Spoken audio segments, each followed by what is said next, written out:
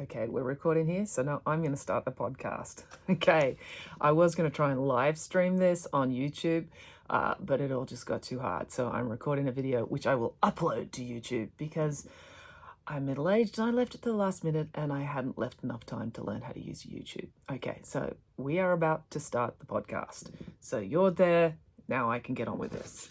These are the questions. Okay. Got my laptop right in front of me, so I just have to hit record. Here we go.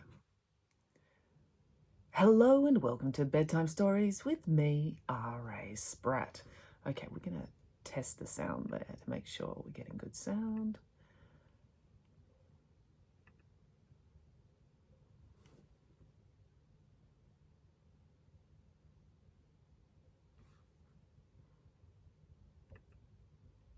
Okay, that sounds really good. So we will do it for real this time. Here we go. Hello and welcome to Bedtime Stories with me, R.A. Spratt.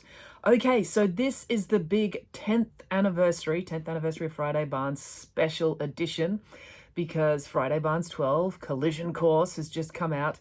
And, I had a read-in on the podcast last week from that book, and the week before we had a read-in from the previous book. So to celebrate that and to celebrate the fact that it's 4 years of doing this podcast, 4 years this week or next week, I think it is, I thought we'd do a Q&A. You must have a bunch of questions brimming in your minds. So people have been sending me questions all week. I'm now holding up the questions as though you can see them. Well, there is actually going to be a video. So if you want to see this Q&A, you'll be able to go to my website, raspratt.com, and watch a video of me saying all these things I'm saying to you now via the podcast. So anyway, I'm waving this at the camera. This is a huge stack of questions. I'm not sure what I was thinking when I said, email me your questions. I mean, I know that tens of thousands of you listen every week, but yeah, I don't know what I was thinking because obviously a lot of people have sent in a lot of questions. I hope we get through as many as possible today. I can't promise we'll get to all of them. Some of the questions they do repeat a little bit, so hopefully if I don't actually answer your specific question and say your name, you'll get your question answered. Anyway, thank you for writing in and taking the time, and let's just get stuck in because as I say, there are a lot of questions here to get through. I've set aside about 40 minutes to do this because I figure you'll get bored of listening to me after about 40 minutes. I've just bumped the table. If you were wondering what that noise was, I bumped it with my knee. So let's get into it. Here we go. Question 1, it's from Brielle, and she asks, will a TV series of Friday Barnes ever come? I like the way you phrased that. It was very dramatic. Well, the thing is, I would love for there to be a TV series of Friday Barnes, if for no other reason that if they did make a television series of it, I would make a lot of money. And frankly, I would like to make a lot of money at this stage of my career. I would find that very enjoyable. The problem is, like, kids ask me all the time, will there be a Friday Barnes movie? Will there be a Nanny Piggin's TV series? That sort of thing. As though I have any control over that. I really don't, because the thing is, when people make a television series, it costs a lot of money to make. So if you were going to make a television series that was animated, I know I worked on a low to medium budget feature film last year. I was editing the script for these guys. And the budget for a low to medium budget animated feature film was $15 million. That might have been 15 million US as well. And you think about it, that's a low budget film. So $15 million is a lot of money. And you think, in Australia, the average home is worth about $1 million.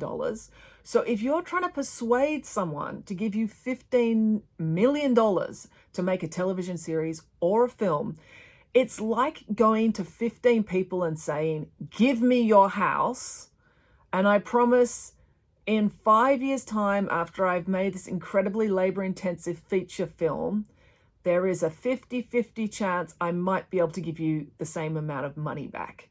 And, like your parents, if you've got a house, they probably really like their house and they would be reluctant to just give it to someone, particularly a crazy creative writer. So persuading someone to give you that massive amount of money, like 15 houses worth of money, is a lot of work. And I'm good at telling stories. I'm not good at persuading people who have a lot of money to give me their money. In fact, I'm the type of person, like I just make up stuff all the time and just say really, crazy, kooky stories. I'm really the last person someone should be giving large amounts of money to. I mean, these books and stories would make great TV series and movies, but unfortunately, the type of people who have lots of money, they have lots of money because they're sensible and they have never given it to someone like me. So the reason there is not a TV series of Friday Barnes, it's not because of anything I have said or done. It's just that the people who have the money and the power to do things like that have more common sense. Anyway, so if you do know someone with the power to make a film or a TV series, great. Tell them to make my thing. That would be great. But I don't think I can persuade them. All right. Nicole has asked, will you ever do a Pandora's Box episode of Nanny Pigins, with Nanny Pigins telling the story? That is actually a really great suggestion. It is on my list because I actually have to do a whole bunch more Greek myths for the podcast in the next few months, because my publisher has asked me to write a collection of short stories of Greek myths based on the podcast. So I've already got 6 up my sleeve from ones we've already done, but I've got to write another 6 between now and August. So Pandora's Box, that's a really good suggestion. I've got a few other ideas of things that I can do. Like there's some really cool stories we haven't got into yet, like Jason and the Golden Fleece, and we haven't done all of Hercules' labors yet. So there's a bunch of other things we can get into. We've never done the story of Ariadne and Theseus in the labyrinth. We've done both ends of it. We've done Theseus before the labyrinth, and we've done the labyrinth with Daedalus and Icarus afterwards, but we haven't done the sort of the famous story in between, which is Theseus wrestling with the Minotaur in the labyrinth. So there's lots of Greek myths we haven't done, but Pandora's Box would be really cool. Pandora is such a cool character. When I get to that, you'll all find out, but it's such a brilliant idea for a character. The ancient Greeks just had some crackingly good story ideas. So yeah, I will get to that. And then you'll all be able to talk. Once you've heard the story, you'll understand what a Pandora's Box is. And then you'll all be able to talk about, oh, you've opened a Pandora's Box, and you'll sound very educated. All right, next question is from Warren. And Warren asks, is there another Pesky Kids book? Well, there's 5 in the series, and I read all 5 onto the podcast. And basically, no, there will not be another Pesky Kids book. And it's not for lack of love on my part. Well, it's 2 things. One, when I wrote the Pesky Kids, it's the only series I've ever written where I knew what the end point would be, which is mum getting getting out, and the wedding at the end. So I knew that was going to be the whole arc of the whole series, the sort of journey with the kids, meeting their father, realizing that it wasn't their father's fault that he had to leave, and then getting to know their father, getting to know the town, and then their mother coming back, and then reconciling who their mother really is and how that's going to work for them as a family. Like that was going to be the whole arc of the 5 books. So that journey was complete. Like 5 books is not a small amount of books. So I really do feel like I did my job. And it was nice to have an arc that I was working towards. So there's lots of like Easter eggs in that book series, because I always knew that's where I was going with that series. So I do think it's like complete as a set of stories. But really the main reason there will never be any more Pesky Kids books is the books just didn't sell. And it just comes down to that, because I can't write books unless I'm making money from writing books. And if people don't buy the books, I get 10% basically of every book that sells. And if people aren't buying the books, I just can't afford to write books that I don't make money from, because this is my job. And the publisher doesn't want to publish books that don't sell. So, yeah, unfortunately, there'll be no more Pesky Kids books because of that. But on the bright side, because it wasn't a huge seller, it meant I got to read the whole series onto the podcast, and the publisher didn't mind. So it's a swings and roundabouts situation. It's a shame, but as I say, 5 books is actually a lot. So the glass half full way of looking at it is, yay, there were 5 Pesky Kids books. Isn't that awesome? I always like to try and look at things in a glass half full kind of way. All right, so this is Sophia. She's 11, and she's asked me, who is your muse for Friday Barnes? Well, Muse, that's another reference to Greek mythology. The Muses are an idea from Greek mythology. So Muse is like the inspiration. It's not necessarily the person that, technically, the idea of a muse is not necessarily like the person that the character is based on. It's sort of like a person who inspires the character. So Friday's a complicated character. The starting point, bang the table again. Let's see how many times I can do that in the next 40 minutes. The starting point for Friday Barnes was me going to my local Big W, which is a discount department store, and trying to think what type of book could I write that would sell really well. And I looked at romance, I looked at cookbooks, I looked at all these different things, but I decided I'd write mystery novels. And one of the most famous type of mystery novels, one of the first mystery novels of all time was Edgar Allan Poe actually wrote some with a very similar character, but Sherlock Holmes was the one I knew first. So Sherlock Holmes, Friday Barnes is basically, the idea when I wrote Friday Barnes was to take the character of Sherlock Holmes, who is someone who's very scientific and very logical and reasoned in the way they think, and that's how they solve problems. But the problem is they're so logical and scientific, but they have terrible social skills and they irritate everyone. That's basically Sherlock Holmes, which is a book written, I'm going to say 130 years ago. So I took that idea from Sir Arthur Conan Doyle, that idea of someone who thinks very scientifically, but is emotionally inept. And I thought, I will take that idea and I will use that for Friday Barnes. So basically take Sherlock Holmes and make her an 11-year-old girl. So that was the sort of kickoff point. But then when I was at high school, I went to a selective school. And when I was in primary school, for my last 2 years of primary school, I was in an opportunity class, an OC class. So I had 8 years of selective education where I was surrounded by super smart kids. And a lot of them had very academic parents who literally were academics at universities, and very smart parents. And they came from these super smart families and environments. So I was in this sea when I was at high school of 750 super smart kids, many of whom, really most of whom, were quite eccentric. So Friday Barnes, the kickoff point, the starting point was Sherlock Holmes, but then it was informed by all these kids I knew at school who were these girls who were very, very bright and intellectual. And also a lot of the emotional stuff comes from me, from my feelings being in a school and not feeling, because I have very poor social skills. Like if you met me in person, I'm not good at eye contact, and I'm not good at saying appropriate things in appropriate times, and I get a bit overwhelmed sometimes. So a lot of that emotional stuff comes from me. So it's an amalgam of all those things, Friday Barnes. And she probably has become more me and less Sherlock Holmes as I've gone along. But at heart, if you're trying to write a character fluently, I always find that the best way to write a character and be consistent about who they are is to get in your head, how do they think? And Friday thinks like a scientist. And then sometimes she's overwhelmed by her emotions, but she doesn't understand that. So it's almost like she gets sick. Like for her, it's almost like symptoms of sickness when she gets emotional, because she doesn't understand what's going on. Okay, next question is from Maddie. And she's asking, Friday Barnes 12 is the largest Friday Barnes book, or will there be a 13? Okay, I think that's a typo. I think she's asking, is Friday Barnes 12 the last Friday Barnes book, or will there be a 13? Well, actually, I can give you a hot piece of news, fresh off the press, something that's been established this week. I think technically I have signed a confidentiality agreement saying I shouldn't say this, but I don't think it's a big secret, really.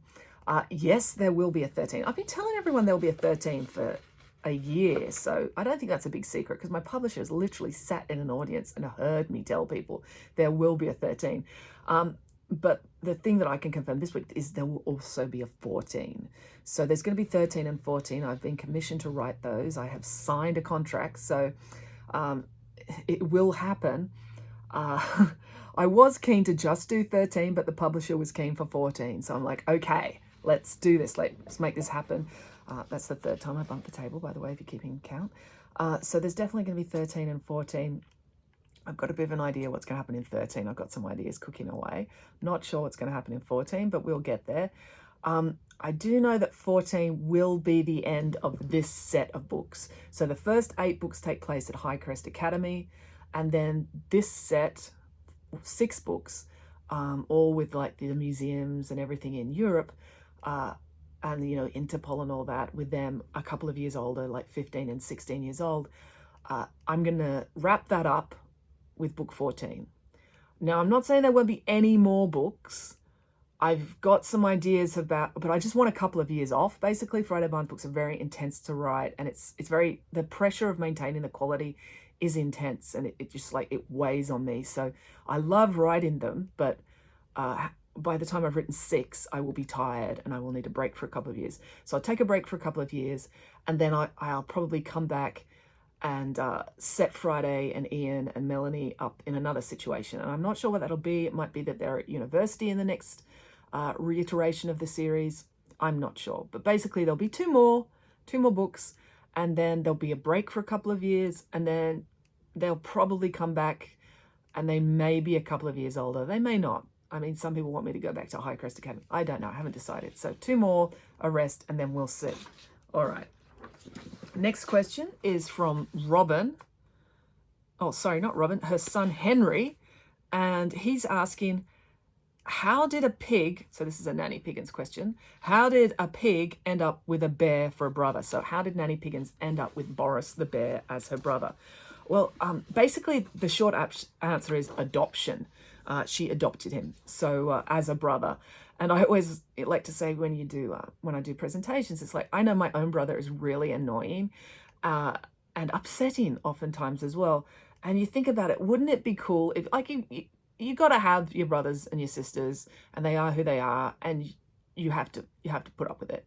But it would be cool if you also got to adopt a sibling of your choice. I just thought that was a cool idea. So anyway, she adopts him at the circus. And in fact, the book I'm currently writing, which is the Nanny Piggins prequel, the Nanny Piggins origin story, I'm currently writing that. That's going to come out in November 2020, what year is it? 4 this year.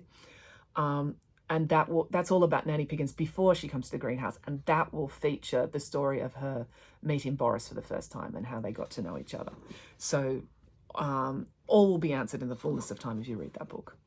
All right, so now this question is from Zali and Felicity. They're people who came to my event once with some people from New Zealand. Some people actually flew all the way to Sydney from New Zealand for one of my events. Okay, so they're asking, are you going to write more books like Hamlet is Not Okay? We love the book and are excited for more. Oh, that's really cool. I love Hamlet. Okay, it's not okay. There's a banner behind me right now if you're watching the video. Yeah, I really love that. That was my passion project in COVID. It actually took me several years to write because I wasn't contracted to write that one, so I was just doing it for fun. So I had to squeeze it in between other projects. And also it was kind of labor intensive because there was a lot of, I wouldn't really call it research. I had to sort of like immerse myself into Hamlet. So I was listening to a lot of different versions of Hamlet and watching a lot of different versions of Hamlet. And that all took a lot of time. And I was reading the play again and again and again. So anyway, basically the short answer is yes. I have also been commissioned to write another Hamlet Shakespeare type book. I've got a whole idea for how I'm going to do it. But the next one will be based on Romeo and Juliet. And I've actually got an idea for doing one beyond that about King Lear.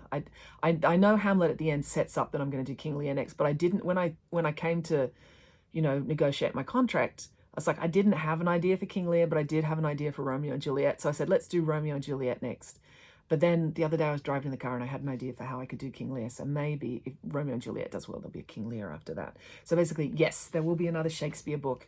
And I've got this block of 4 books that I've been commissioned to write in the next 2.5 years, or 5 books I've got to write in the next 2.5 years. And that is part of that block.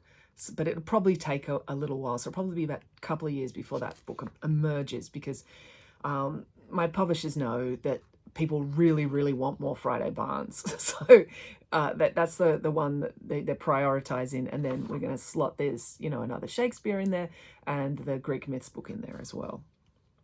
Okay, this question is from Oliver, who is 10, and Ella, who is 8. And they're asking, will you make a book called Stories Told by Nanny Piggins? Well, no, if you notice, I've got 3 books which are collections of the short stories from the podcast. And they're called Shockingly Good Stories, Astonishingly Good Stories.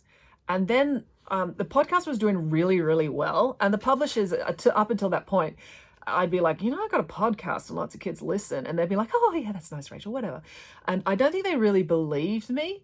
And sometimes I say, there's 50,000 people download in a week. And again, I don't think they believe me, or I don't think they wrap their head around the concept.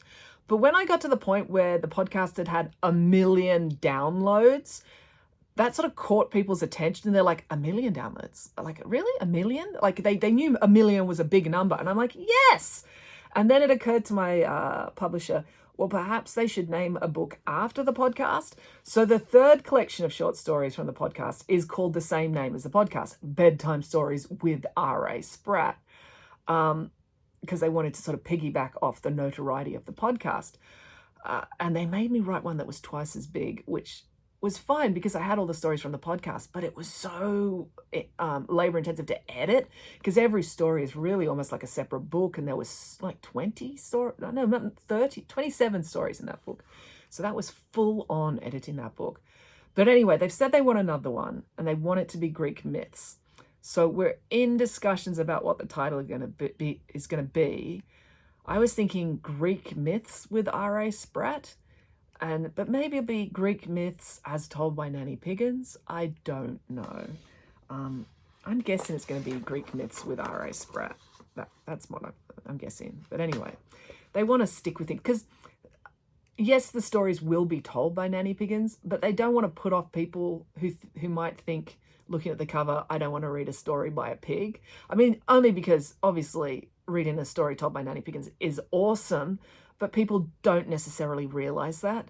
So you sort of want to trick them into thinking that it's just a really awesome book about Greek mythology. And then they start reading and think, oh, it's about a pig as well. And then they get so caught up in the story, they forget it's a pig. And then they just really enjoy the book. That's kind of what I think we're going for. I don't know. Publishers never actually say exactly what they've got in mind, but I'm guessing it's something like that. Okay, next question is from Ruby. Oh, okay, Ruby, you've asked a question, and the question has a whole bunch of spoilers in it because it's all about stuff from Friday Barnes 12. And Friday Barnes 12 only came out last week. So I'm not really prepared to read your question because I don't want to spoil it for people who maybe just bought it and they don't know what's in it yet. But she's basically asking, there's a point in Friday Barnes 12 where Ian opens a door and he starts to say something to Friday, and then he stops because he gets cut off. And she wants to know, what was he going to say? So I can't tell you any of the details because I don't want to spoil it for anyone who hasn't read it yet. But I'm going to just give you try and say without saying, Ian was going to say something that was not bad, but Friday assumes it's bad. So that's about as much as I can say without ruining it for anybody. Sorry, Ruby, but really, I can't give out spoilers a week after the book came out. Okay, next question is from Sophie, and she's from Toowoomba, and she wants to know, do you think you will ever write another Nanny Pigin book that isn't a holiday special? Well, that's easy to answer because I am currently writing Nanny Pigin, The Origin Story, and that's actually a novel. And, fourth bump of the table. It's really going to be the first Nanny Pigin novel because the first 8 Nanny Pigin books, they're novel-like, but they're really a collection of short stories which just have a thin sort of storyline that run between them. So the first and the last chapters, one starts it, then the last chapter ends the overarching story, and the stories in between touch on them, but they really are sort of collections of short stories. So this one I'm writing out is a genuine novel. So the origin story. So it is a Nanny Pigin story. It will probably be called Nanny Pigin's The Origin Story, and but it will be a bit different because it will be a proper novel. Okay, at least I hope so. I'm struggling to write at the moment because it's living up to everyone's Nanny Pigin's expectations. It's a big task. Okay, so the next question is from Tora, who's 12, and Shiloh, who's 10. So Tora asks, is the character Peregrine, in the case of the smashed statue, a reference to the Pesky Kids character Joe? No, basically. I would have written that. I did write that story way before I wrote the Pesky Kids, like years before. That was a short story. That wasn't a short story. That was a chapter out of one of the Friday Barnes books that was cut out of the Friday Barnes book, and I just kept it as a short story because I knew I could use it for something later, and I did. I used it for the podcast. You will notice, if you have read every single one of my books, and there are 30 books now, you may notice that the names Peregrine and Perseus have popped up a few times in different books and different series.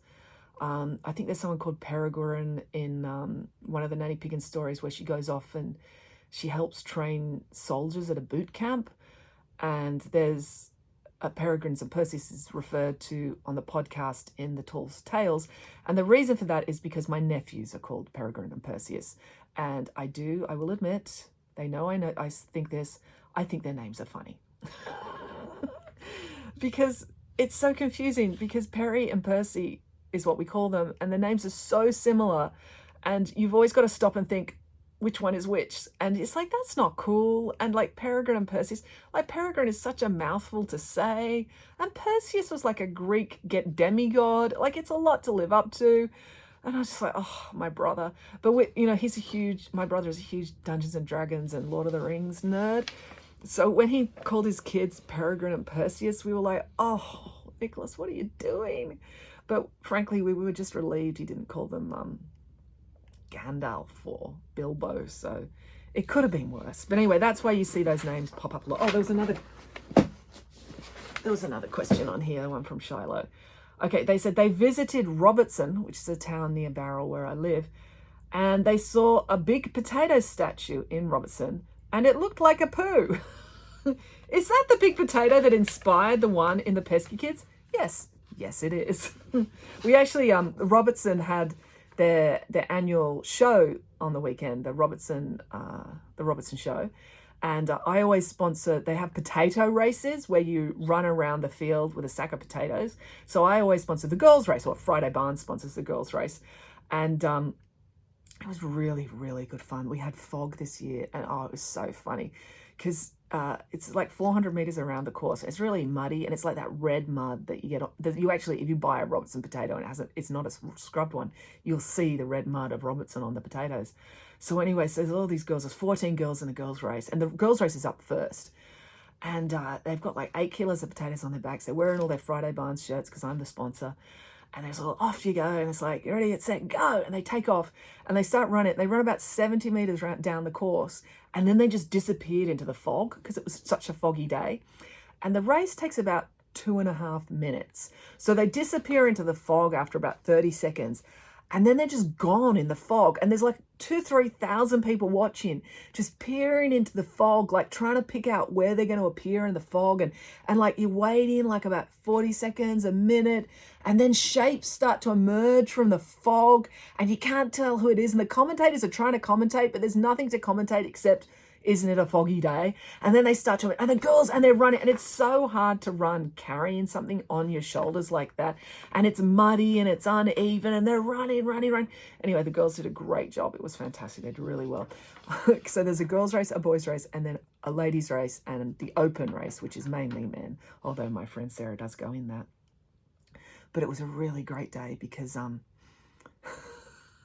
in the boys race and the men's race, someone fell over in like the last 10 meters. Like the winner fell over in the boys race. The person who was winning, they did not win after they fell over. And the person coming second in the men's race fell over. Oh, and if you fall over when you're running at full pelt with a sack of potatoes, because you're holding the potatoes, so you can't catch yourself. So you just go splat out flat on your face in the mud. And then the bag of potatoes comes and whoop down on the back of your head, which is just so awful. And if you're carrying the men's sack, which is 50 kilos, it's pretty much impossible to pick back up again. You have to just drag it to the finish line. So it's awful for the people who do it, but it's incredibly funny for everybody watching. All right, let's move on. Next question is from Eamon, Angus, and Owen. And they're asking, are you going to make a Nanny Piggin's recipe book? Well, I did have an idea once about making a Nanny Piggin's recipe book, and I pitched it to the publishers.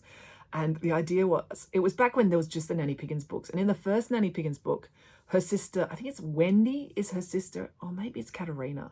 Yeah, it might be Katerina in the first one. And her sister is obsessed with vegetables and disgusted by what Nanny Piggins eats. And Nanny Piggins is like a maestro of cake baking.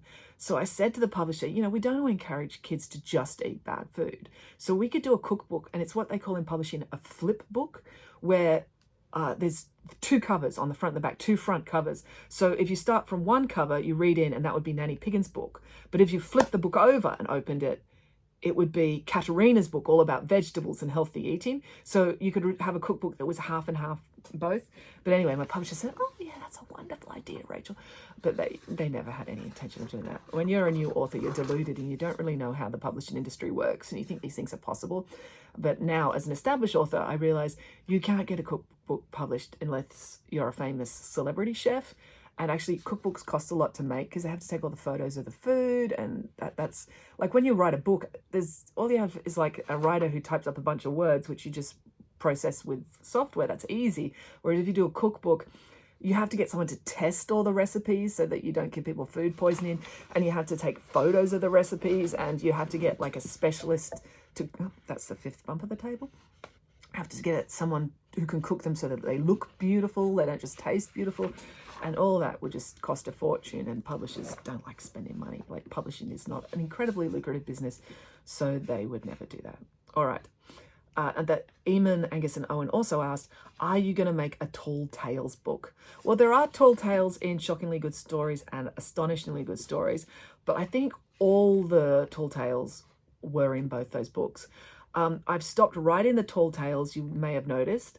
And the reason I stopped writing them is not because I don't like them. I love them. They're actually probably the easiest stories to write for the podcast, was because they very much came from conversations I had with my daughter, Tammy, as she is known on the podcast.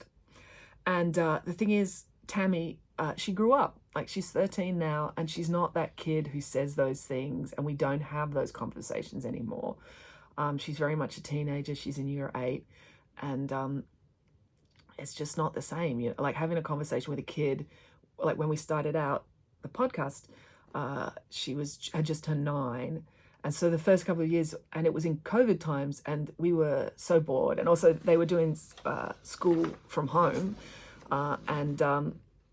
So I was forcing them to go out and do exercise. Like, we'd go and play in the back field and throw a frisbee.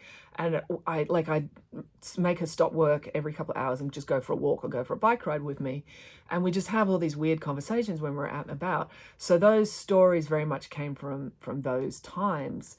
But we just don't have those times anymore. She's busy at school, and also she just doesn't talk like that anymore. And she just doesn't let me rabbit on anymore and say all my crazy ideas either. So I don't know. Maybe I'll have a tall tale if I spend some time with my younger nephews and nieces. I'm always open to that. I do have strange conversations with small children when I get every opportunity. But yeah, it has to happen naturally. It's not the type of thing you can sort of create out of nothing. I kind of like that those stories, they came out of real conversations. Okay, this question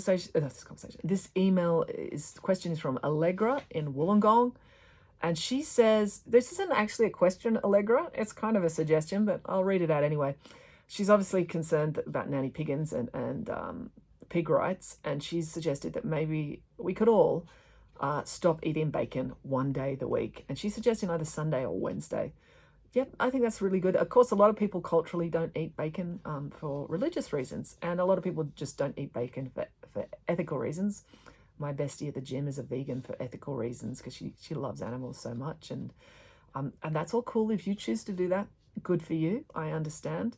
I do like that you you still want to eat bacon 6 days a week. I respect that as well because, you know, a lot of people are very emotionally attached to bacon. I know when I was a vegetarian for about 3 years. The hardest thing was when you come home and people are cooking bacon sandwiches because they do smell so good. Okay, Sophie, she's asked, this is one of these questions that I get sometimes. It's a very specific question. She's asked, what happened to Friday's Aunt Gerta, who gets mentioned in book 1 as the auntie who gave her the noise cancelling headphones? I forgot about Aunt Gerta. I make mistakes. I am a human. I am very tired. I have 2 children. For a lot of the time when I was writing books, I was also I had a day job working as a television writer. So as you can imagine, if you're writing 2 books a year and touring and looking after 2 young children and have a day job doing something else entirely, writing TV, I was very, very, very busy a lot of the time. And the thing is, for all of you readers, like say you're 10 years old now, and you've been a fan of Friday Barnes for, say, the last 18 months. And you've read all the books. So you've read 12 books in 18 months. They're pretty fresh in your mind because you're 10 years old and maybe you haven't read that many books. Maybe you've only read 100 or 200 books in your entire life. But from my perspective, I'm 48 and I've written 30 books. And also when you write a book, there's lots of bits that you write that then get cut out. So yes, I forgot Aunt Gerta existed, but then there's lots of characters who I created and then like the story of the smashed statue had to get cut out, usually for reasons of length. Plus, I've written for 35 television shows, so there's all the characters and the worlds that I've had to write for those shows. Plus, I have read thousands and thousands and thousands and thousands of books. And I'm always looking after my kids, and my kids are getting me to do stuff for them. So my mind is full. I am wildly time poor. I don't get to go back and reread my books from cover to cover very often. When I rebooted with the 9th book, I did reread all the books before that. But you're probably, as a fan, more on top of the detail of what is actually in the books than I am, because I've just got so much in my head. And I'm not really fantastic at the minutiae of detail at the best of times. Like, I'm terrible at spelling. I'm not overly concerned about getting facts right. It drives the editors nuts. So anyway, I probably just forgot about Aunt Gerta, and I'm sorry, but I'm thinking about now, thinking, oh, could I bring her back? And I think, no, I really don't see where she would now fit in. But when I wrote the first book, I didn't know there would be a second book. I didn't know there would be 12 books.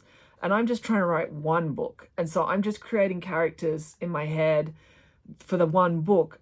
I didn't realize I was setting up this whole world that would have to fill out 12 books. So I came up with Gerta, and she just did not fill in anywhere. And there's just too many characters with the brothers and sisters and Uncle Bernie and Uncle Bernie's wife, Ian's mother. That's enough family, I think. I don't really need to add any more into that mix. Like, it's confusing enough.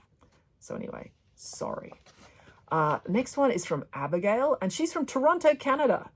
That's awesome. I'm actually going to go to Canada in a bit. My mum wants me to take her to Canada because my mum's a bit older. So I can't do any events because I'm just going to be there to look after my mum.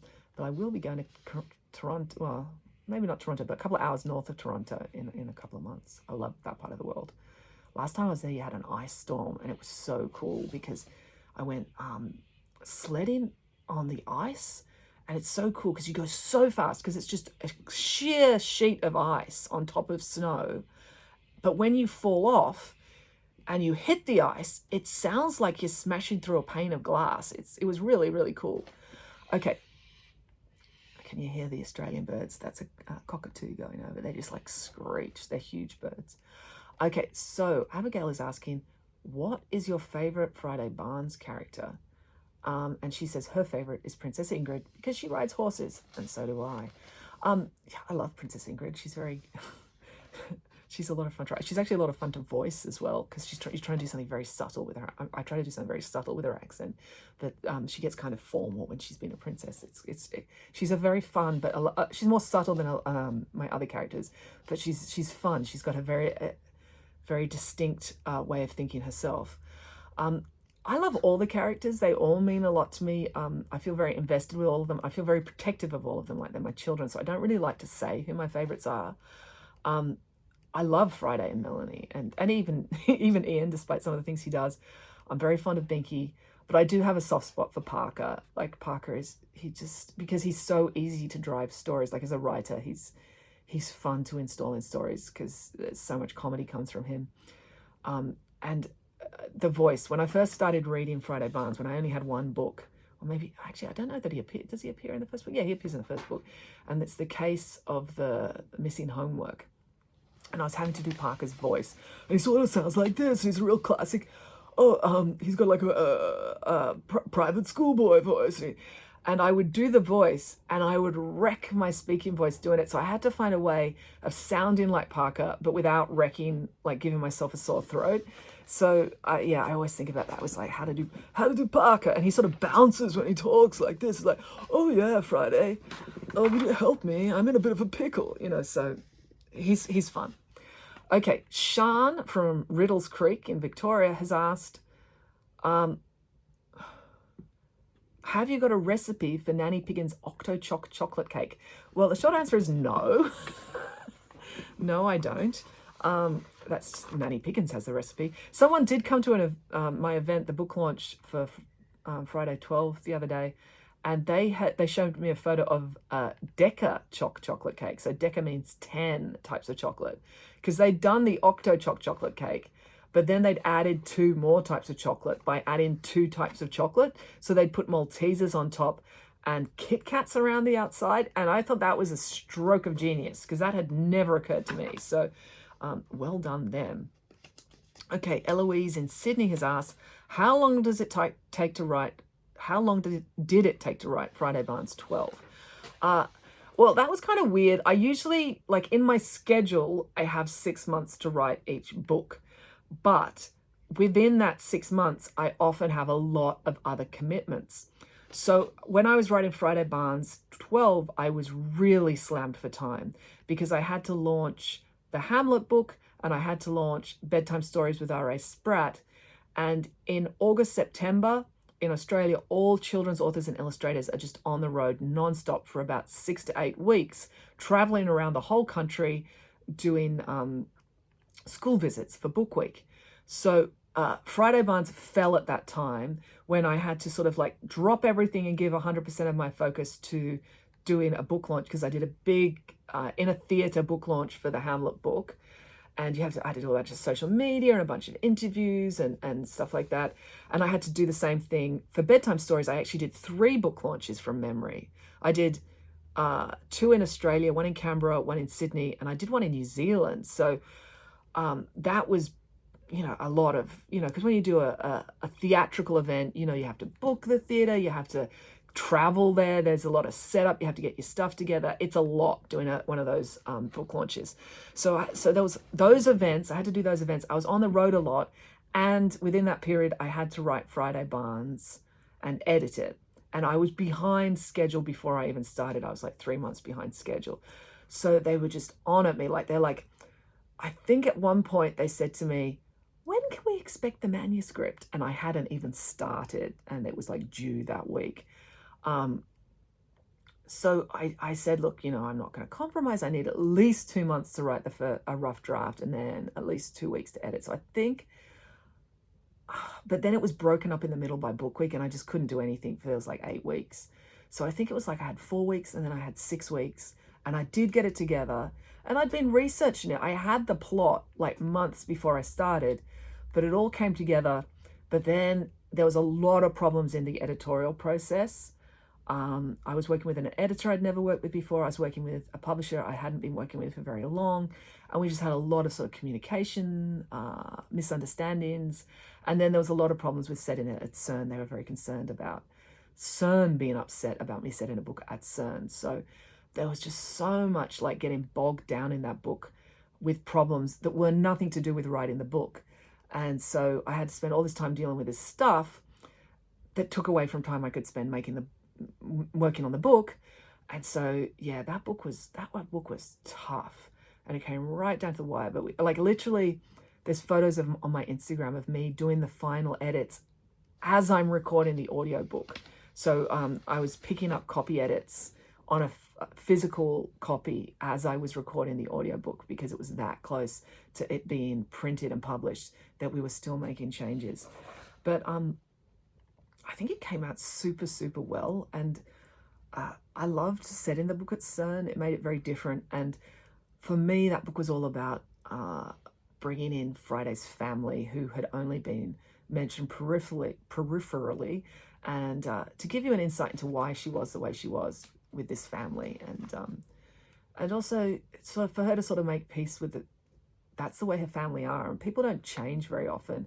And that's okay, because they're good people, really. They're just academics anyway. So that's what, I'm not sure if that answered your question, but basically I have 6 months to write a book, but oftentimes I don't have much time within that 6 months. But we got there with that one. It just came close to the wire. Have you ever thought about doing a Nanny Piggin's superhero story about her being a superhero or becoming a superhero? Now that question is from Isabel in Quebec, Canada. Well, I would argue that Nanny Pigin is already a superhero. I mean, she can fly, she can do all these amazing things, she can cook at an elite level, that and her pies are so good, they're dangerously good. They can control people, So I would sort of argue in a way she is a superhero, and giving her like superhero powers, you could sort of do it as a gimmick, but I don't think I need to. I think she kind of is a superhero already. All right. This one is from Sanvika. And she's from India, and she's asked, does Boriss have any other cousins except Nanny Piggins? Well, actually, Nanny Piggins is not his cousin. Nanny Piggins is his sister. That's bang number 6 of the table. It's his sister. She adopted him as her brother. And no, I've never had any other relatives of Boriss. Again, I think there's quite a lot of family already. I'm not sure. I am doing the origin story at the moment, and so you find out a bit about Boriss. But I think he's basically an orphan. But he was in a ballet company in Russia before he joined the circus. So he sort of sees them as his family before the circus becomes his family and Nanny Pigin becomes his sister. So there are times when there is a story where people from the Russian circus do turn up and are mean to him. But no, he doesn't have like brothers and sisters and cousins, at least not yet. But, I always like to leave the door open to these possibilities. Okay, so this is from Jacob in Perth, and he's asking, and Indy, his sister, and he's asking, would I ever do a live performance in Perth? Well, yes, I've actually been to Perth a couple of times. I went to the Perth Festival and the Scribblers Festival. I love going to Perth. Obviously, it's a long way. For listeners overseas, Perth is like a 5-hour flight, I think, from Sydney. And so it costs a lot to get there. So I love to come to Perth. And whenever I've been invited to festivals and they've paid for my airfares and accommodation, I have gone to Perth. I would like to do a show there. It's kind of hard to organise shows in places that you can't. No, that's not a bad excuse. I've got an idea. I was thinking, I've got my eye on the theatre in Subiaco. There's a Subiaco Arts Centre. I did a performance there with the Scribblers Festival, and that's a nice theatre. That's a good size for me to do a show. So I am thinking of trying to get over to do a show in Perth. Maybe not the Christmas show, but maybe the origin story of Nanny Pigin is coming out in November. So I was thinking of maybe coming into Perth to launch that book there and trying to do a big event at the Subiaco Arts Centre in like the beginning of November, maybe the end of October, around then. So that's what I'm thinking. But that's the only reason I haven't been to Perth. It's not lack of love of Perth. It's just, it's far and it's expensive and it's just hard, to get away sometimes. So yes, I will hopefully get to Perth before the end of the year. Okay. Alexander and Ileana have asked, what inspired you to choose a pig for Nanny Pigin's character? Did I think of another animal? And yes, I did. I was a real cat person, which is ironic now because I can't have a cat anymore, because when my last cat passed away, I went without. My oldest daughter had just been born, so I didn't get another cat straight away, which was a mistake because when I didn't have a cat, I developed an allergy to cats, and now I have a very serious allergy to cats, so I can never have a cat again. So I have a dog. But I was a cat person, and I originally thought when I was because the idea was I'm coming up with a character who's a nanny for children, and I wanted to be a really awesome, cool character, and my first idea was a cat.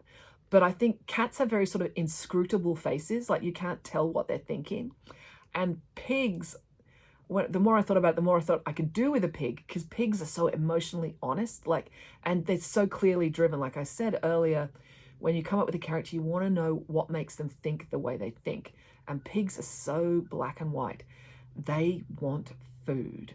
And as soon as Nanny Pigin smells chocolate, that has 100% of her focus and her motivation. So the more I thought about it, the more I thought I could do with the idea of a pig. Like when you're coming up with a concept, you're trying to think of something that you can mine for ideas for books and books to come. So I just thought I could do more with a pig than with a cat.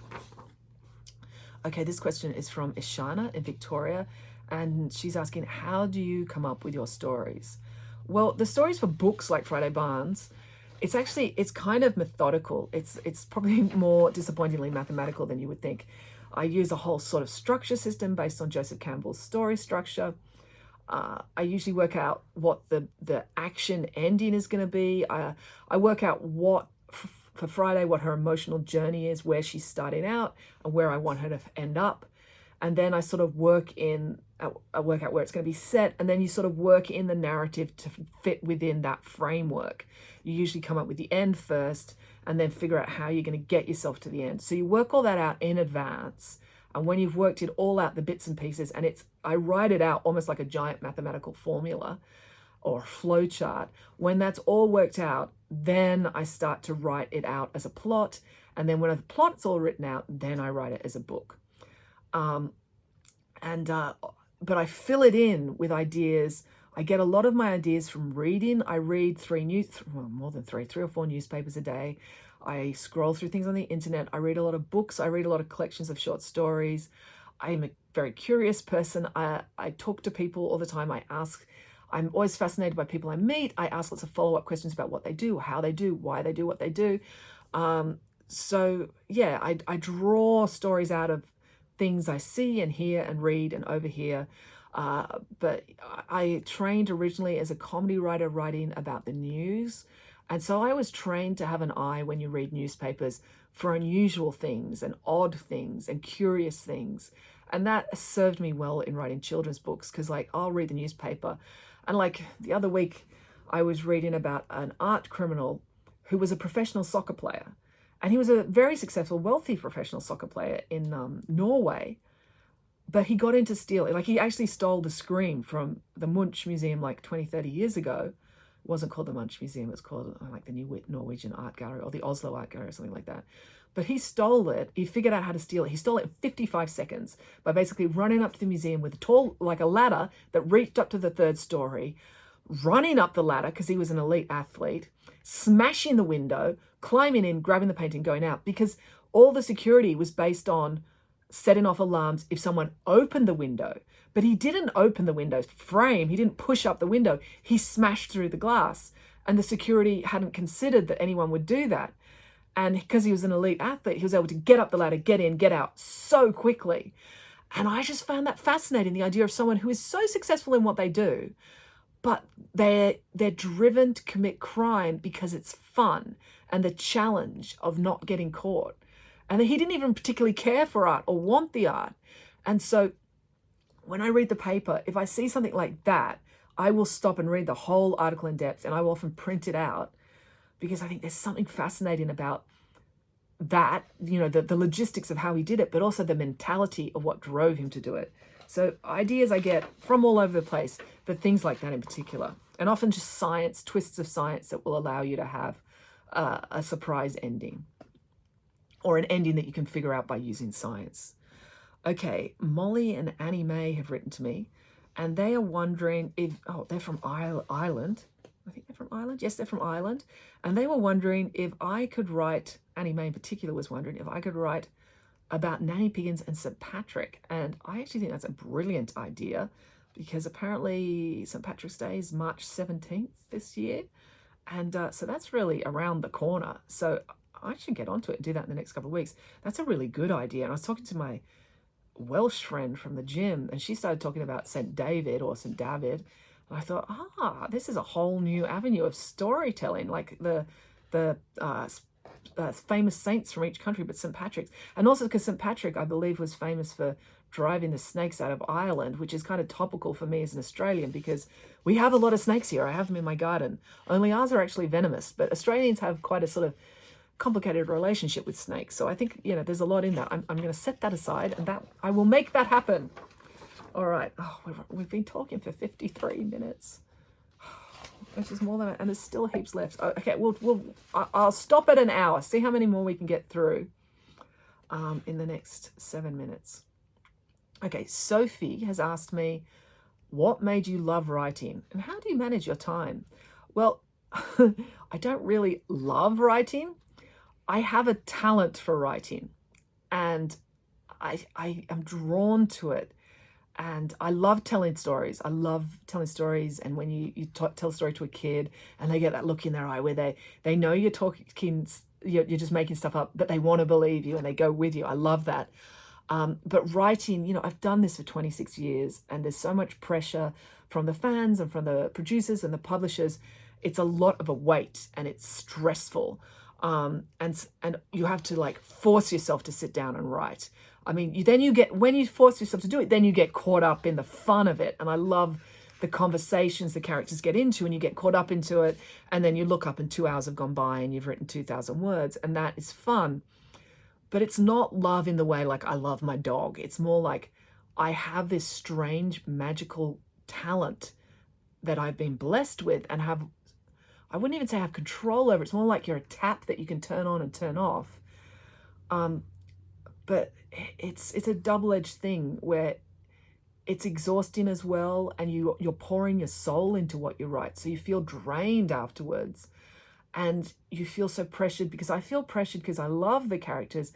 You want to do justice to them, so there's a lot of I feel a lot of pressure to maintain the standard and come up with things that are good enough to service these characters. So it's work, it's hard work. So love is probably not quite the right word. It's more like a call-in or something. Okay, Ella from Dunedin, that's a city in southern New Zealand, on the South Island of New Zealand, but at the bottom of the South Island. And her brother William, they've asked a couple of questions. William wants to know, how do you come up with your crazy ideas? Well, I just sort of explained that, newspapers and things like that. And Ella has asked, did you always want to be an author? And if not, what did you want to be? Well, no, I did not always want to be an author. In fact, I was a writer for 10 years before I became an author. And the reason for that is because when I was at school, when I was about your age, I was so bad at spelling. I actually read a little bit slowly as well. I probably read about 20 or 30% slower than most people. And I was really bad at essay writing at high school. And when I got to university, my history professor sent me to the remedial English coach because she said my grammar was so bad. I actually went through primary school in this weird sort of sliver of time where they decided not to teach grammar, which I don't think helped.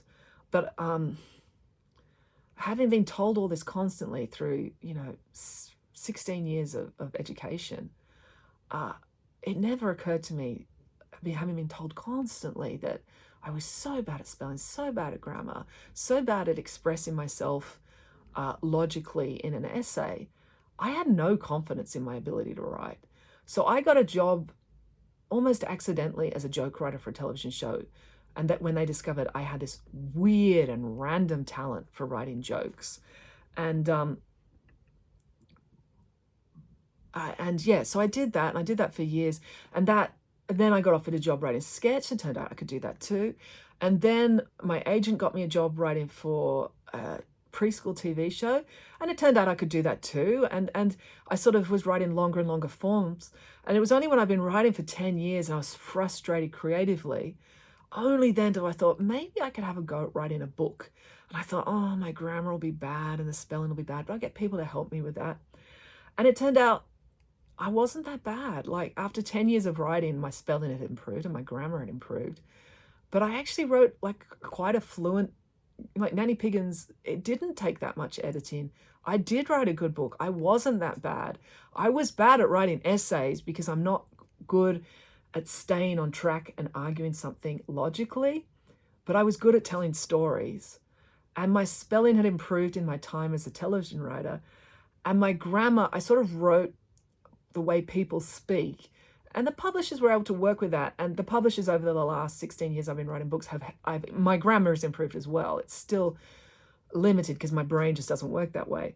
But the thing is, to write a book, the main skill you need is to be able to tell a story and to engage with an audience. And I was good at that. And that's the thing that's really, really hard that most people can't do. So, yeah, anyway, it never occurred to me I'd be an author. And I was quite surprised when it turned out that I could actually do it. And I do regret not having the confidence to try it earlier in my career, because my life could have been very different if I'd started writing books in my mid-20s instead of my early 30s. I could have taken off in a different trajectory, because I spent a lot of time trying to do other things that didn't work out. And but that's life. Things work out. I've ended up okay. Patrick and Angus, they've asked, what is your favorite element of the periodic table? They're from Canberra, and they want me to go back to Canberra. And I will be going back to Canberra. I'm doing a Christmas show in Canberra in December. Okay, so what's my favorite element in the periodic table? This is a strange question, but I love it because I actually do have favorites. I really like, because I studied chemistry. I taught myself chemistry when I was 27. I'd never studied chemistry at school. But I had this brief idea. I was unhappy as a television writer at the time. I was working on a show it was like an animated show that was not good. And I was kind of miserable. The producers were being a bit mean to me. So I thought, I'm going to pack it in. I'll go to medical school and I'll become a doctor. So, but I had no training in chemistry or physics, and you have to pass a 7-hour exam, four of the 7 hours are science-based. You have to do, actually, no, maybe it's 5 hours, but you definitely have to do a big science exam, and part of it is chemistry, and I never studied chemistry. So I taught myself chemistry from scratch at the age of 27. I just read the HSC textbook from cover to cover, did every answer. And so I have like a strange love of chemistry now, because sometimes when you learn things and you don't learn them at school and you don't have all that baggage of teachers teaching you and feeling bad about your homework, when you learn things as an adult, you just really enjoy them. And I found chemistry fascinating, and I loved it. So I was fascinated with gold, which, you think, oh yeah, gold jewelry. But no, I was fascinated with its chemical properties. The fact that it doesn't rust like most other metals will develop rust. Even like copper, which doesn't rust much, it gets like a tarnish. Whereas gold is used for like conducting messages and stuff, because it conducts things really well. It's got all these unique properties. So people think of it in terms of jewelry, but chemically gold has a lot of really interesting properties that make it useful for messaging and using in cables and things like that. But of course, also, so I'd say gold was the first thing I thought of when you said, what's your favorite element on the periodic table? But then, of course, mercury, because mercury is the only metal that's a liquid. In fact, it's the only element on the periodic table that's a liquid. Plus, it's really dangerously poisonous. So, which is always cool when you're a mystery writer. Poison is always a cool thing to have pop up. Okay, now this question is from a 17-year-old. She says she's quite old. She's 17. But she's been a Friday Barnes fan for 7 years now. Well, actually, at some of my events, I get like 22, 23-year-olds now, because if they were like 12 when the first book came out, and the books have been around for 10 years, and some, of course, Nanny Pigins fans are even older, because, so I wrote the first Nanny Pigins book 16 years ago. So if you were 10, 16 years ago, you're 26 now. So I actually get some older fans and adults at my book events all the time. What were the inspirations for the main characters such as Friday, Ian, and Melanie? Well, I already said earlier on about Friday being, the kickoff point was Sherlock Holmes, and then all the smart girls I went to selective school with. And then Melanie and Friday, this is actually a tip for you with your when you're doing creative writing. Oftentimes what I do is when I come up with one character who's a very strong character, and you need a set of characters, because I always write my books a bit like a sitcom where I have about 5 or 6 main characters. So you have one character, when you know who they are, and that's your main character, then your other characters you come up with in relation to them. So I made Friday very scientific but irritating. So I made Melanie very charming but vague and doesn't follow what's going on. So they're like opposites, because that's really useful when you're writing. So you have the two characters go into a room. If they're opposites, they're going to notice totally different things. And when they talk about things, when they have conversations with each other, they're going to have totally different viewpoints. And that's really, really useful when you're writing, to have characters who are different. And then I did the same thing with Ian. So Friday has, she's very drab, and she goes unnoticed all the time, and she's short, and she's got mousy, nondescript colored, sort of vaguely brown hair.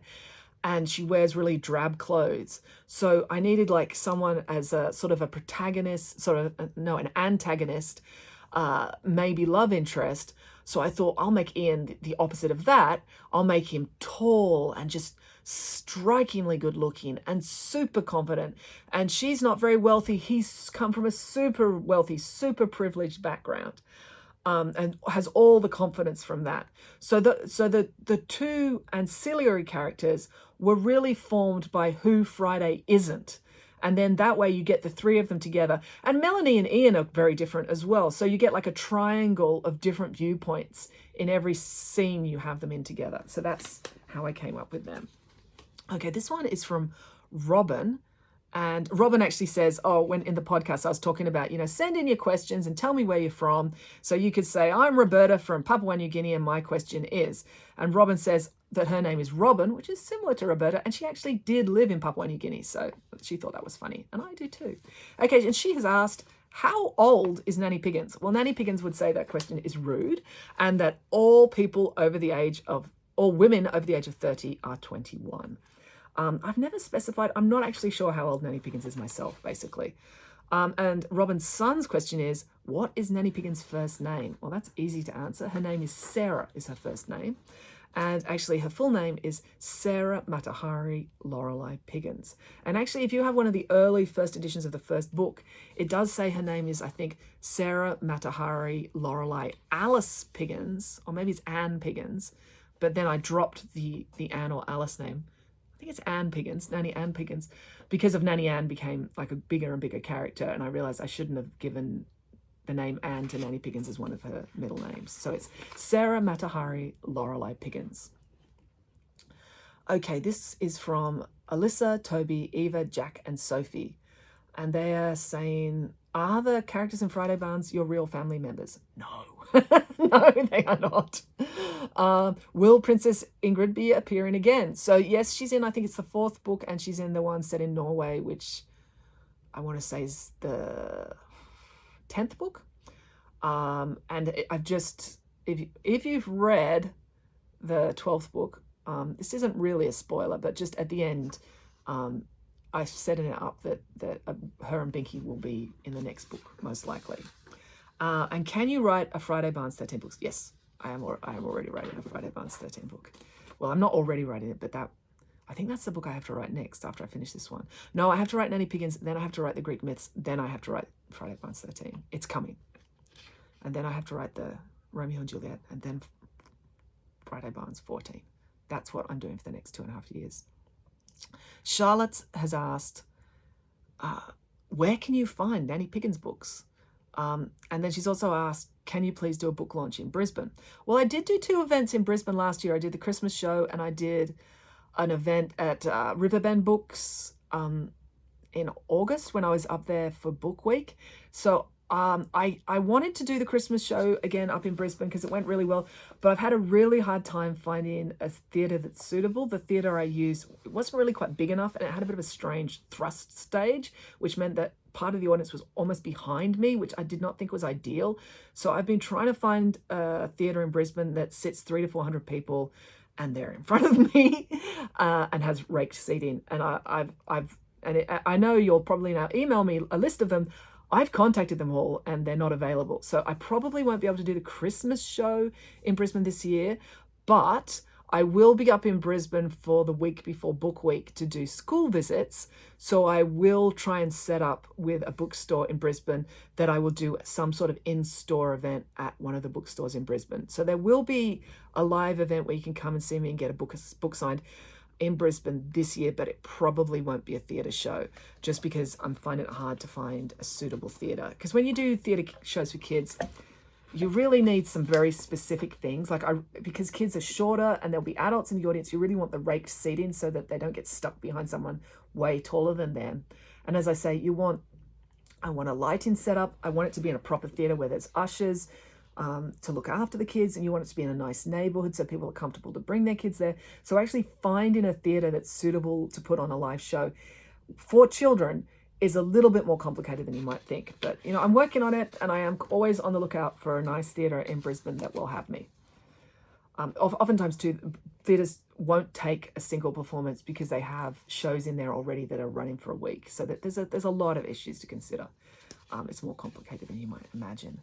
Okay, Neve has asked, what is the mystery romance books Nanny Piggins reads in? Oh, this is a brilliant idea.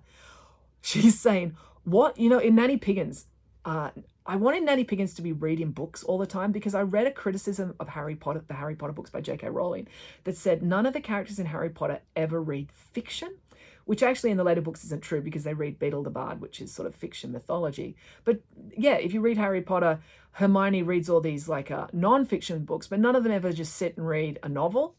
And so I thought, okay, well, people think that's something bad. I'll have my characters. So in all my books, characters read fiction at some stage or another. Even, April in The Pesky Kids, they discover she has a drawer full of romance novels. So what Neve is suggesting is, because Nanny Piggins often reads romance books, is what if the books she's reading she reads sort of mystery romance books. She's saying, what if the books Nanny Piggins is reading are the Friday Barnes books? And that sort of blew my mind. That's sort of like a multiverse, sort of like going back in time thing, because I wrote the Friday Barnes books after the Nanny Piggins books. But in a way they kind of are, because when I wrote Nanny Piggins was reading mystery books. I called them, I think, the Tracy McWeldon books. Nanny Piggins was reading the Tracy McWeldon books, and that's inspired by when I was young, read these books called the Trixie Belden books, and they were mystery books where Trixie Belden was an amateur detective. So that was like a parody of that. But Trixie Belden was very much in my mind when I started to write the Friday Barnes books, because she was one of the sort of archetypal girl detectives. Solving mysteries with her friends. Like, she's like Famous Five, but she's American and it's set in the Hudson Valley. So sort of in a way, because I was thinking about Trixie Belden when I had that parody in Nanny Piggins, and I would have been thinking about Trixie Belden again when I was setting up Friday Barnes. So yeah, that's an interesting multiverse question. Thank you, Neve. All right, Sterling has asked, I think Sterling would like me to help him with his homework here. He's got to give a 3 to 5 minute speech at school, and he's chosen to make a speech about his favourite book. It has to be about his favourite book, and he's using Nanny Piggins. So he's saying, what would you recommend to make a 3-minute presentation interesting? Well, I would just ham up the whole circus side. Like, I'd start off with, roll up, come and be amazed by the story of the greatest flying pig of all time. What is a flying pig, you ask? Let me tell you. So just ham up the whole circus thing. Pretend you're the ringmaster, trying to, get people into a show. Do it that way. That'd be a bit of fun. And just go with it and be silly is what I would advise too, because that's what Nanny Piggins would do. She would say outrageous things, and use plot points from the books. How great is she, you ask? Well, one time she flew over Dead Man's Gorge to protect her reputation as the greatest flying animal of all time, fending off Eduardo, the armadillo, the pretender to her title. Anyway, that's my advice. This is from Ruby. I think this is a different Ruby, and she says, is Friday it's just like, are there going to be more Friday Barnes? Yes, there will. And she also says that Friday Barnes is a banger. I think that's awesome. Thank you.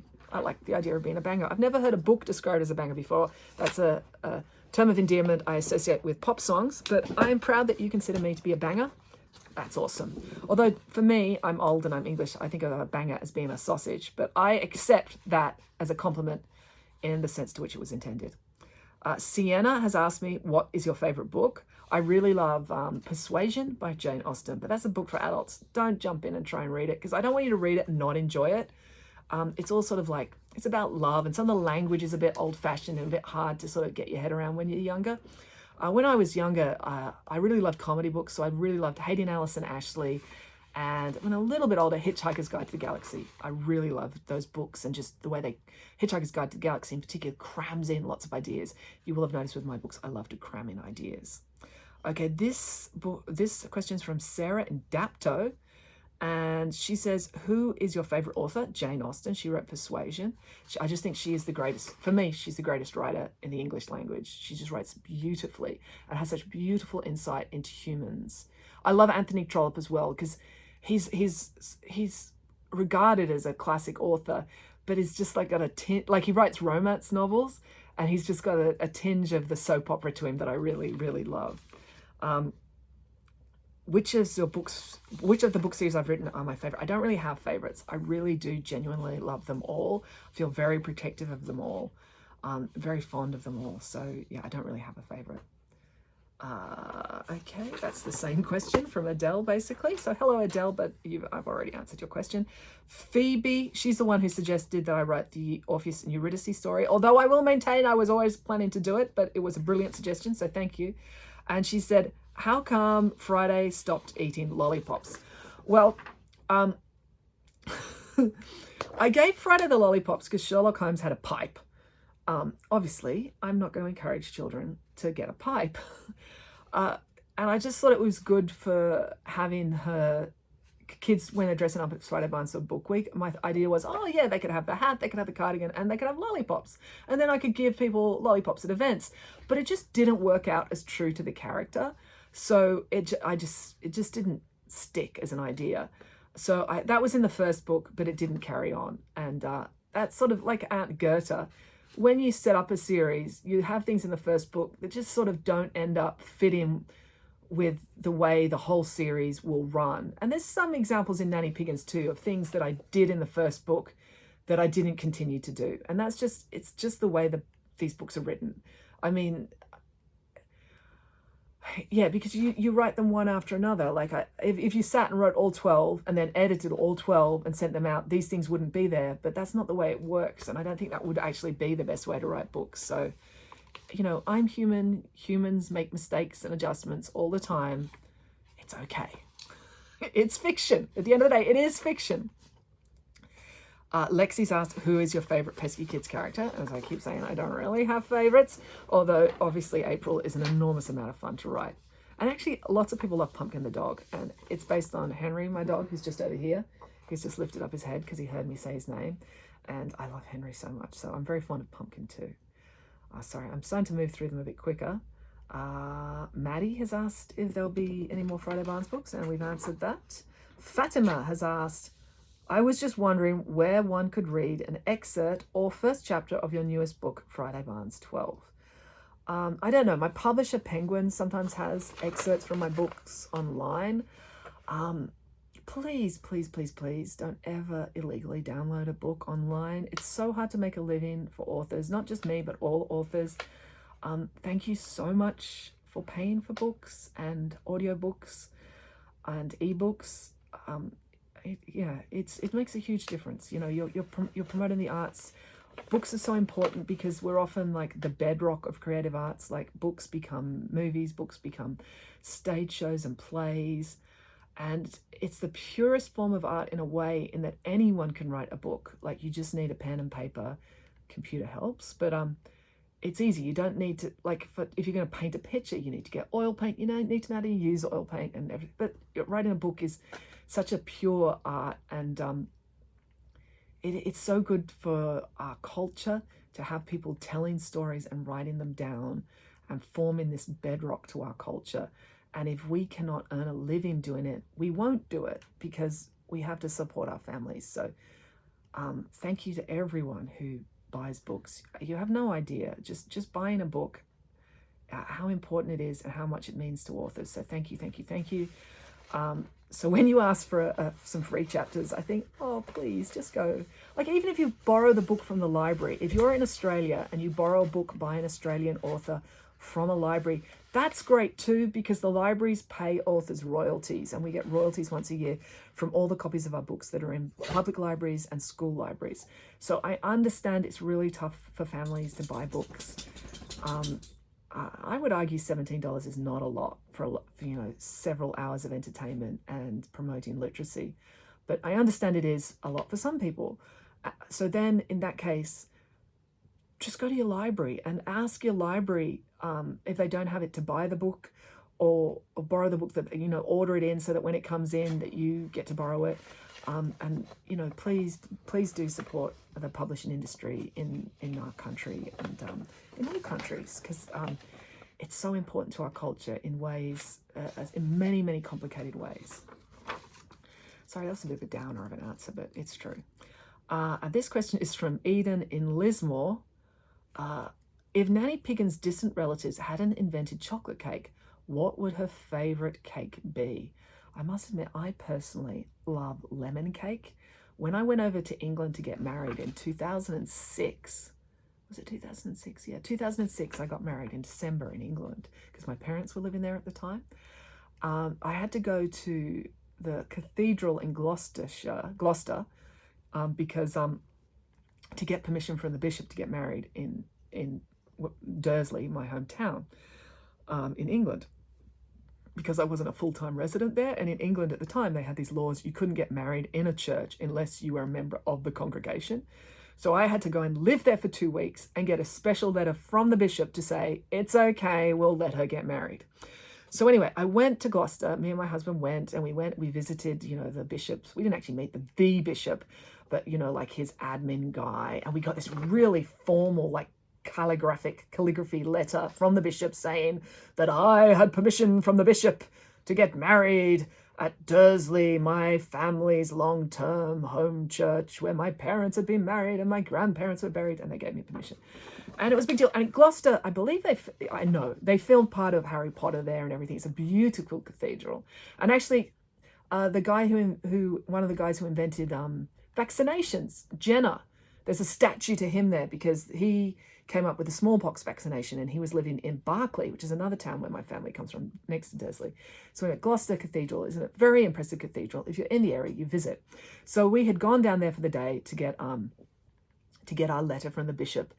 And of course, we're in Gloucester for the day. We got to go visit Gloucester Cathedral. So we go, we look at the statue of Jenna, we look at the beautiful cathedral, we look at the bits where Harry Potter was filmed. And then my husband loves cake. I must admit, his love of cake partially inspires the character of Nanny Pigins. And he's like, the ladies of the cathedral have a church tea shop under the cathedral. I think it was like the crypt where they used to keep the dead bodies or something. They'd made it into a tea shop. And he's like, they've got cake down there. We have to go down. And I remember being annoyed with him and thinking, you are a huge baby that we are in this beautiful city, this beautiful cathedral, and all you can think about is cake. And it's like, I was kind of stressed because we'd been through all this thing with the bishop, and I was worried that we wouldn't get the letter and we would have traveled all this way and all the guests would turn up for our wedding and we wouldn't be allowed to get married. And I'm like, oh, is that all you can think about is cake? And he's like, yes, it is. So I'm like, fine, let's go and get cake then. So we go down to this tea shop, and they had this cake on the counter. They only had like 2 cakes, and you could have a slice of one of them, and it was called lemon drizzle cake. Now, if you've read all the Nanny Pigins books, you will know that I mentioned lemon drizzle cake a lot, and that is because this slice of cake that I had in the tea shop underneath Gloucester Cathedral was one of the most sublime experiences of my life. It is so, so, so good. So what a lemon cake is it's a lemon cake. So it's a sponge cake that's been flavored with lemon, usually by putting lemon zest in it. So you get the lemon cake. It's often got poppy seeds in it as well. So it's a lemon cake with poppy seeds in it. And then what you do, this is the special thing you do with a lemon drizzle cake. It's the drizzle element. They make a drizzle, which is a sugary syrup, but because it's lemon, it's still quite sour. And they pour it over the cake. It's sucked into the cake like a sponge. And then on top, they put like sugar, not like frosting, like the whipped butter frosting, but like icing frosting that's like hard and crunchy. So after the drizzle's soaked in and cooled down, then they put this lemon flavored crunchy icing over the top. Well, it's not crunchy, it's like smooth, but when you bite into it, like crunch through it. Oh my goodness, this cake, there was the textures, there was the sour, the sponge, the sweet icing. Oh, it was so, so good. Eating that cake was almost as good as getting married. It was like that. Those are the 2 experiences I remember of that week, eating that cake and getting married. All right, well, that was the last question. It was actually a nice positive note on which to answer. This has ended up going about an hour and 20 minutes, so way longer than I anticipated. But I hope you've enjoyed that and I've answered all your questions. Thank you so much for writing. Thank you so much for supporting the podcast for the last 4 years and supporting my work and buying my books. It means so much to me. I love this job. I love writing stories. I love telling stories even more. I'm so grateful for everything, to have this life. And I'm so glad to be able to share stories with people because I believe stories are so important and they're fun, but it's such a fun way to share something that's so primal to the way our brains work. Something comforting, something fun that we can all share together and have a laugh and have a bit of a catharsis when the characters all end happily ever after. So I think I better end this now before we go on forever. Thank you all for listening. Next week, we'll go back to regular episodes. I'll write a Greek myth or maybe King Lear, or maybe I'll do Pandora's Box. I haven't figured it out yet, but next week we'll go back to normal episodes. So that's it for now. And until next time, goodbye.